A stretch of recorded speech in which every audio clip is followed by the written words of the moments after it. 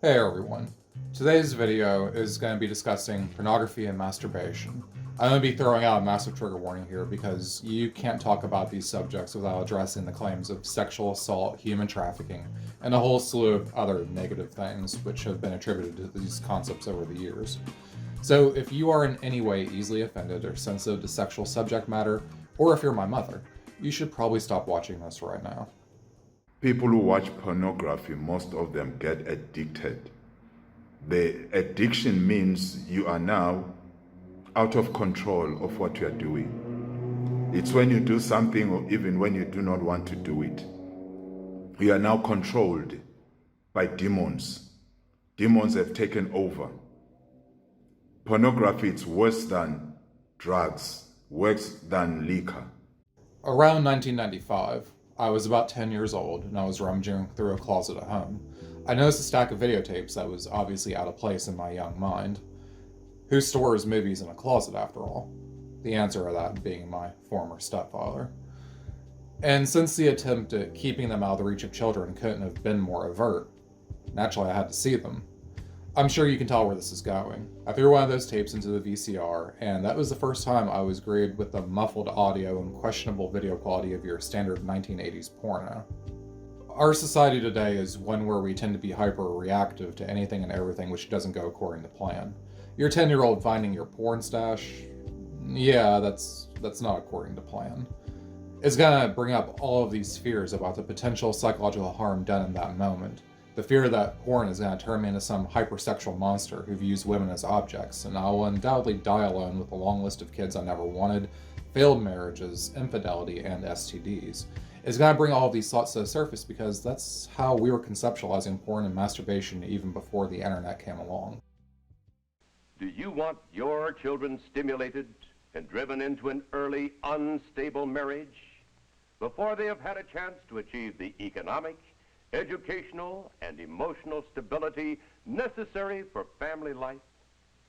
Do you want your son enticed into the world of homosexuals, or your daughter lured into lesbianism? Do you want either of them to discover how to get sexual gratification by inflicting pain on themselves or by torturing other people? Do you want them to lose all chance of a normal, happy married life? But not one of those things ever materialized. I've always believed strongly in women's rights when a lot of the most ardent anti-porn crusaders out there most certainly do not. I've been happily married for almost a decade. I've never cheated on a woman, no kids, no STDs. I can't really speak to whether or not I'm a hypersexual person because that implies that there are any real guidelines as to what in the utter hell that even means. And you're going to hear different standards from everyone you ask to define it. And then we have to acknowledge that those standards will undoubtedly change based upon the age of who you're talking about. Point being that despite being a socially awkward, anxiety-addled kid, I ultimately turned out okay on that front. So all of the things they said porn and masturbation was going to do to my life never materialized. So what's going on here? I haven't grown hair on my palms, haven't gone blind, or dealt with any more dysfunction than any other guy my age. But wait. I did do something in my adult life that will certainly make their point for them. Something unforgivable, forever labeling me as a slave trader or rabid misogynist. For 5 years, I was in the porn industry. I've talked numerous times on my channel that my adult life has been all about trying to find the things I can do within the confines of my disabilities. That was something I could do. And we were entering into the era where high-speed internet meant that damn near anyone could be a star in the comforts of their own home. Keep in mind, I said we were entering that era. We hadn't fully arrived at it yet, but I'll get there. Some backstory first, though. I didn't ever develop any issues with seeing the human form. When the Janet Jackson Super Bowl thing went down and America collectively lost its mind, I was just sitting there, it's a titty, who cares? I couldn't rightly fathom how this was so much of an issue for so many people. The "won't someone please think of the children" crowd started screaming, and I was just thinking that if your kid can't handle seeing breasts, give up. Spartan kicked that little kid over a cliff and start over, because there are things far more dangerous out there than tits. So when I met the woman who would end up being my first adult girlfriend, and then promptly found out that she was a minor porn star, cool. She'd been involved in the industry for a minute herself, and what she didn't involve having sex with anyone else, so I was down to date her. That isn't to say that people who do have actual sex on film are undateable. just that I personally wouldn't date someone who did. That's all about what I am and am not looking for in a partner, and doesn't in any way reflect negatively on what they do. Bringing it all together though, about 2 months after we got together, she along with one of her friends went out to LA for a photo shoot, and each one came back with several $1,000s for 2 days' work. Not bad, right? The guy they worked for was a family man, married for 15 years with 2 kids, and both women had nothing but great things to say about him. I spoke with him a few times over the phone myself, and he was a genuinely decent dude from what I could tell. And I maintain that stance to this day because ultimately I knew 3 women who worked for him and spoken to several others. No horror stories ever came out, just rave reviews about how professional he was. A couple of years into this though, and my girlfriend was looking for other opportunities. She connected with this guy in some New England state that I can't remember. And he was running a up-and-coming, pun intended, and he needed some help with photo editing. And this is where I entered the scene. He hooked me up with some high-end photo editing software, and I spent a lot of hours teaching myself how to use it. Meanwhile, there was another operation, which was one of the first examples of user-generated content in porn. If you're wondering what I mean by that, think about Instagram. Instagram doesn't create content, you do. They just provide the platform to post it on. This site worked roughly the same way. So we bought ourselves a decent camera, and I taught myself how to use it properly as well. So there I was. Those years between 20 and 25, I was shooting, editing, and occasionally guest starring in porn. During that time, I was exposed to a large part of the porn industry, and it was an interesting time to be a part of it because the landscape had changed so much because of the internet. The porn I started watching back in 1995 was shot in some crusty studio with no less than 5 people in the room, compared to then and today, where it can be, and frequently is, just 2 people with a cell phone. I learned all about the legal requirements that a person in the actual industry had to abide by to keep things on the up and up. Also, pun intended, I learned how overwhelmingly regulated the industry actually is in this country. Or should I say was. Again, this isn't the 90s anymore. Most of the porn consumed today is on the internet, and to be fair, you don't rightly know where it originated. You don't know about the people involved or if model release forms were signed by 2 consenting adults who are being monetarily compensated. When we talk about porn today, there's still a pervasive puritanical aspect to the conversation, along with the rebellion against that age-old mentality. And it's hard to tell how much of that battle influences the talking points brought by both sides. I don't really know the answer to that myself, but I'm going to try to break this down point for point here. With internet porn, a guy can see more hot babes in 10 minutes than his ancestors could see in several lifetimes. Everyone in America has heard anti-sex rhetoric. I would also wager that almost everyone in America has heard anti-masturbation rhetoric before as well. The 2 are usually perpetuated by the same people in our lives, and more often than not, that person is religious. It shouldn't come as a shock to anyone. Most people in the world are religious people, and religion and sexuality more often than not have been historically at odds with each other. That you have a very real spiritual enemy, and his goal is to steal, kill, and destroy. He wants to distract you, disengage you, discourage you, take you out of the war, because a distracted warrior is always a dangerous warrior. And one of the most common ways that our enemy will attack warriors is with a battle in the mind of lust that's often triggered through pornography. You can't make it past the book of Genesis without a tale of 2 cities being destroyed for their sexual immorality. What exactly that sexual immorality consisted of depends entirely on the people who are telling the story, but this is a foundational story to the core religious beliefs in Judaism, Islam, and Christianity. In other words, roughly 3.8 billion people, or just under half the world's population, believe this tale is true and derive moral guidance from it.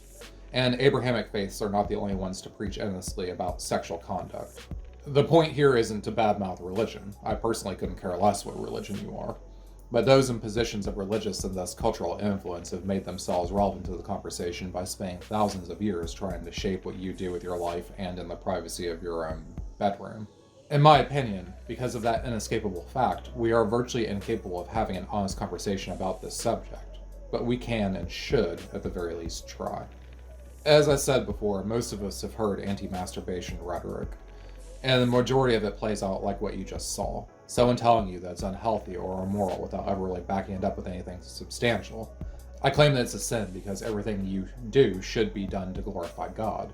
But that means that masturbation would be no more or no less of a sin than any frivolous purchase you've ever made. If you paid an extra $1 for a t-shirt because you like the brand, that wasn't done to glorify God, which makes it immoral under those guidelines. And I read the Bible enough times to know that the Abrahamic version of God doesn't exactly view immorality as a points game. You aren't going to hell that much faster for wearing mixed fabrics than you would be for working on the Sabbath. So too does it work with masturbation.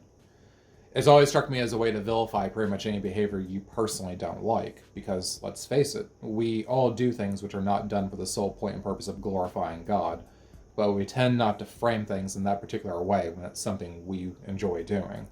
Talking about religion is always dicey, but the science here takes the same turn down a gentle way and stomped that gas pedal like gas was still $1 per gallon. Observe.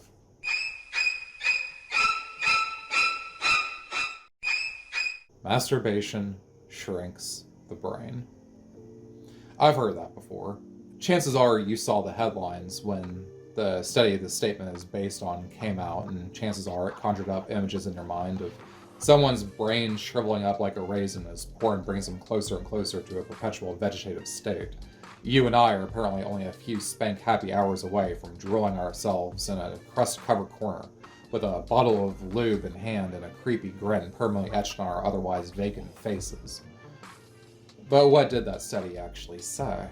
The study was based on the brain scans of 67 people. All men, because we know that women don't watch porn, and even if they did, their health doesn't matter anyway. All of the men were healthy, as in free of any diagnosable cognitive or psychiatric disorders, meaning that even if their brains had shrunk, it apparently wasn't causing them any kind of observable distress. Anyways, their brains were scanned every which way, and skipping to the end here, the results were that men who watch porn seem to have less gray matter in an area of their brains that we associate with reward, along with a slew of other things that we associate with that section of the brain for that apparently no one felt was relevant to the conversation.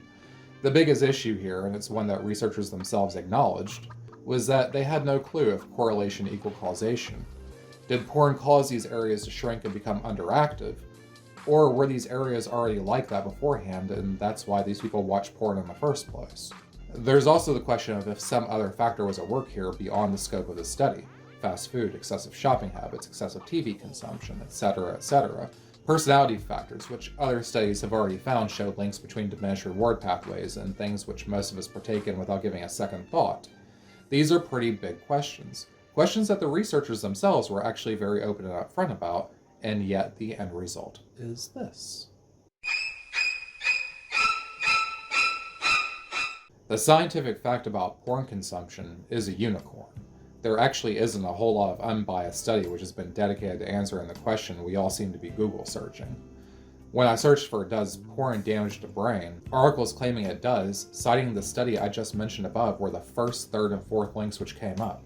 The majority of other links were all about how addictive pornography is, and I'll admit, it can be addictive. But once you put the doubt into my mind by forcing me to notice that our society has a profound willingness to lie about brain damage, it makes me wonder, is porn more addictive than anything else out there? Is it more or less addictive than alcohol, smoking, shopping, fast food, or a dozen other things which I've already talked about? What does the science say there? Back in 2004, a group of researchers claimed before a US Senate committee that porn was more addictive than crack cocaine. I tried finding these studies on which they based said claims, or any studies which would validate any claim that pornography is proportionately more addictive than anything else in the known universe. I came up mostly blank. What I saw were a lot of articles with a clear anti-porn bias, citing studies which made frequent use of words like suggesting, compelling, promising, and then definitively saying that these studies proved their point when they did no such damn thing. One of the most cited studies I found was this 2018 study, being used as proof positive that porn addiction was a scourge in modern society impacting untold masses. The study, as you can see, is merely addressing those who self-identify as porn addicts. Moreover, even this study calls into question the premise itself, and whether or not we collectively jumped the gun in declaring internet porn addictive before doing our due diligence in the research department. This is important in our modern era, because as I said earlier in this video, very few of us have an objective view on pornography, whether we're for or against it. This leads to an innate bias even in the scientific community, but more importantly, that bias allows our media to perpetuate a hyperbolic atmosphere surrounding the subject. In most modern studies, the focus has been on internet pornography and the dangers of becoming addicted to it. Treating internet porn as a separate entity altogether from the porn I was watching almost a decade before I even had an internet connection, let alone before high-speed access became a thing. The question of pornography addiction, not in terms of if you can become addicted to it, because of course you can.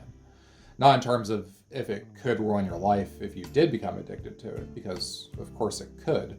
The question of if porn itself is really addictive in any comparable way to crack, heroin, or meth is very much so an unanswered question. A question that will probably cause a degree of backlash for even suggesting it to someone who literally needs methadone to get off an opiate. The research simply isn't there, and we've been trying desperately to prove it for almost 2 decades now, and have failed miserably. At its core, pornography is a tool, a medium which facilitates masturbation. From the consumption side of the subject, it has no other real purpose.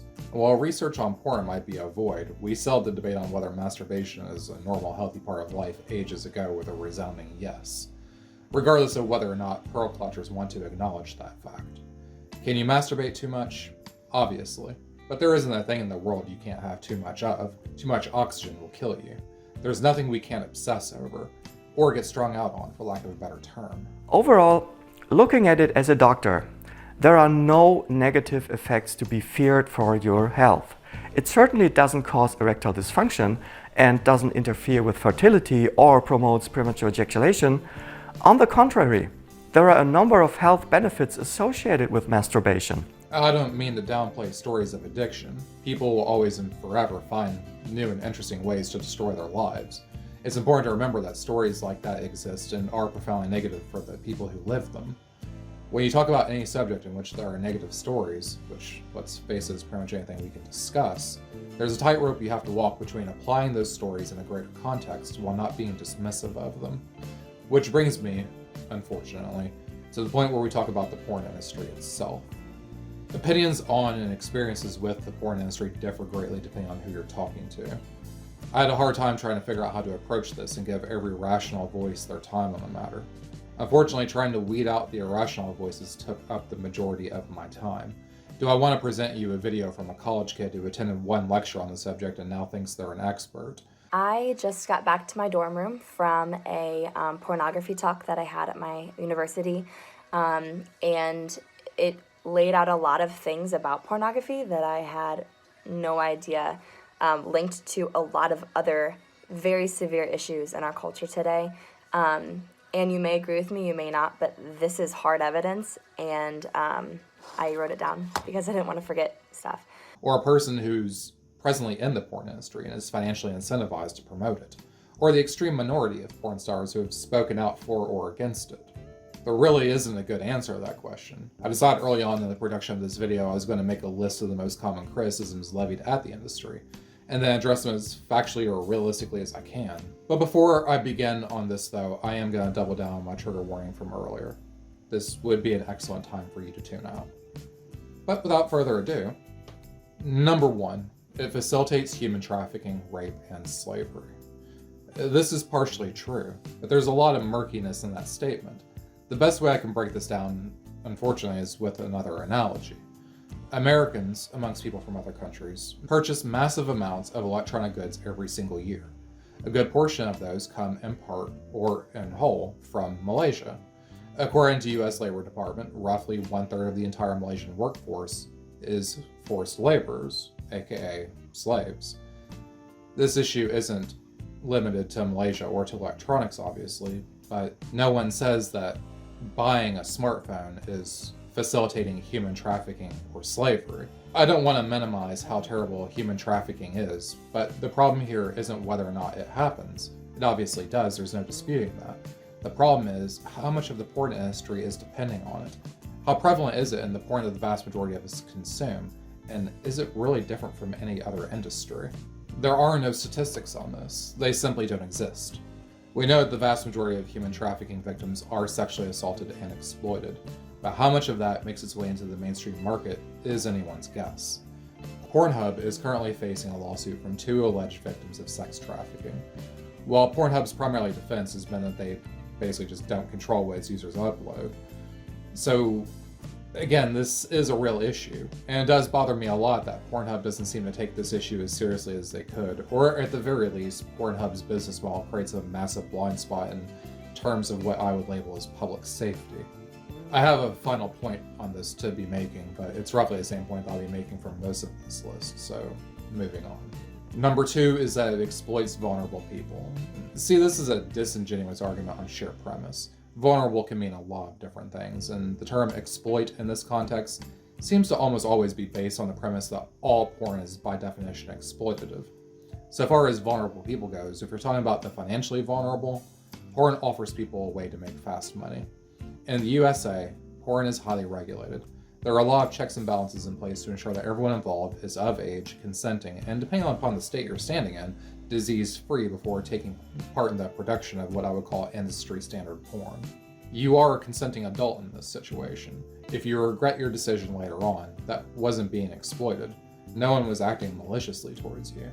Being in porn comes with a lot of social stigma that frankly a lot of people don't think about or mistakenly believe that they'll be able to handle later on before they sign on those dotted lines. Again, that isn't exploitation. When you need money, you get a job. Some jobs are backbreaking and will utterly ruin your body by the time you're 30.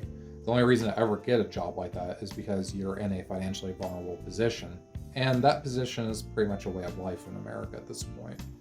Number 3 is that porn promotes violence against women. There are certain people who believe that any sex, consensual or otherwise, is at its core an act of violence against women. I've said that I don't want to be dismissive of anyone here, but I'm going to be dismissing them right now. Regardless of how you came to that conclusion, it's very clearly based on a repressive view of sex itself, and it screams more about your personal unresolved issues than it does about anything else. Sex perpetuates our whole damn species, and the majority of people, which includes women last I checked, enjoy it profoundly. The part to be worried about here is actual acts of violence perpetuated primarily against women, and does porn promote it? And that's also a bit of a loaded topic. If I were to ask you if TV promotes violence, you would probably have some kind of sense of nuance in your reply. You know that CSI is more appropriate to levy the accusation against than Teletubbies. When the subject of porn comes up, those who have an axe to grind love to paint it all with the same brush. It's just as appropriate to ask if rap music encourages violence against the police. You can point out that there are entire songs dedicated to the concept, but those ultimately make up a minority of the genre, while most rap songs make no mention of cops one way or the other. It is, however, more than fair to say that there is some porn which does depict and arguably actively promotes violence against women, and in more general terms depicts taking advantage of men and women alike. There is a debate out there, similar to whether or not violent video games or TV promote violence in kids, as to whether or not porn of this nature truly impacts people in that profound of a way, or if the fantasy of the act is safer outlet for those dark tendencies than committing malicious acts in the real world. The science on that as well is far from settled. Saying it's complicated or it's unknown or unsettled isn't the most satisfying answer in the universe. It isn't the thing that viral videos are made from and are increasingly a rageaholic culture. But that is how life often works. The things we disagree on are supposed to be matters of conversation, and it doesn't do objective reality any favors to scream propagandized talking points at each other. Point 4 is that porn is degrading to women. This point, more than any other, has always bothered me, because historically, when I've heard someone say this around me, they don't know how to respond when I ask why they didn't feel the need to include men in that claim. I always got the impression that this was because of the societal belief that men are horny monsters who are constantly down for anything sexual, much in the same way our society most certainly doesn't respond the same way when a male student sleeps with his female teacher, as opposed to when that student is a girl. Most of us have seen with our own two eyes a Facebook commentary praising male children on their conquests, gleefully ignoring the fact that multiple felonies occurred here and that boy is nowhere near the age of legal consent. It follows along the same train of thought that a man can't be raped by a woman even though stories about such things happening aren't exactly difficult to find.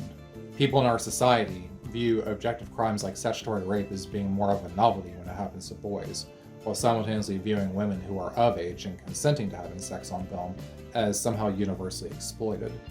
Holding this mentality is slapping people in the face with the fact that you clearly don't respect a woman's agency. You're declaring that when you see a woman in porn, You don't think she's smart enough or emotionally mature enough to make her own decisions. This is a mindset that no one gets surprised by when it comes from a religious social conservative, but some feminists as well seem to fall into the same line of thought, almost like saying that women have to be protected from themselves. When I was first entering adulthood, feminism was all about women having agency. It was about changing the societal conversation from women who enjoy sex are whores to women can make the same choices as men.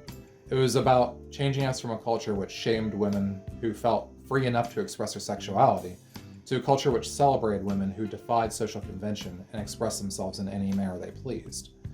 Feminism has never been united on how to view porn as an industry, but most were on the same page as far as a woman's right to get into it.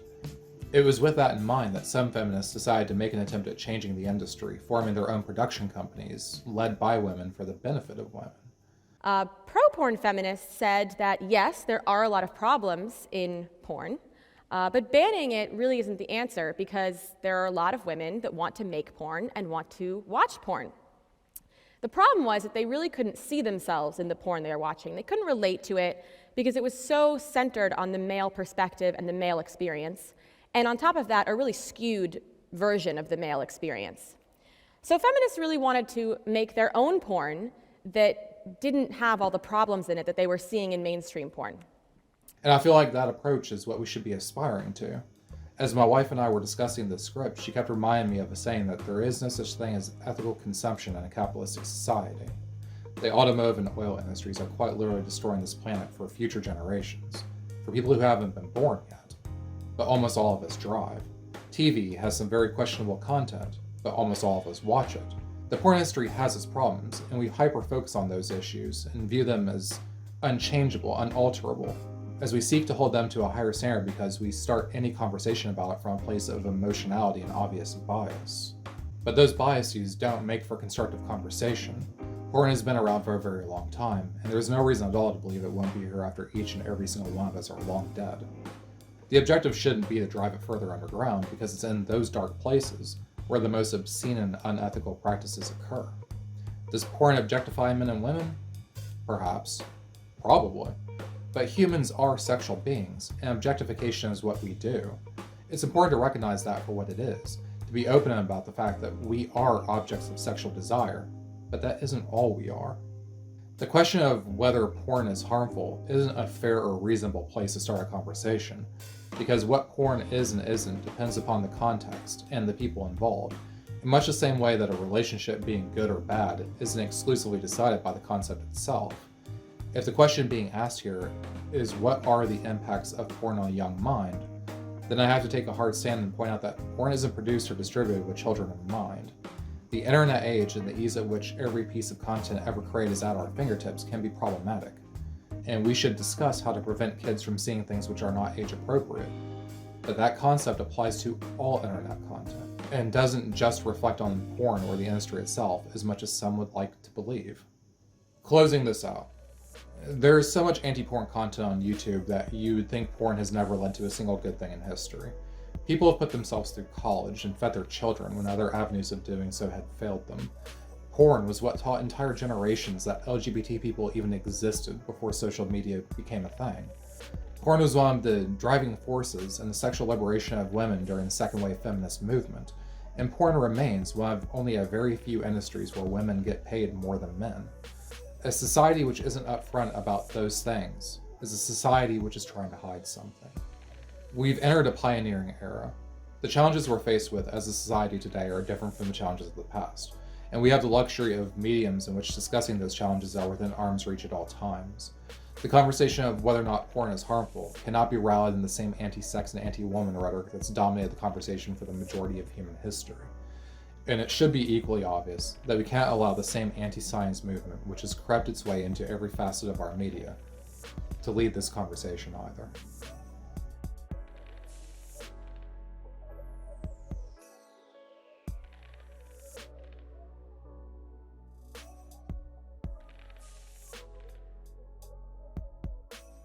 So thanks for watching. If you enjoyed this video or found it informative, please hit those like and subscribe buttons. I did my best to present a factual take on the subject and be as inclusive as I could, But I am just one person at the end of the day. If you have anything to add to the conversation or any suggestions for a future video, please leave it in the comments below. Until next time.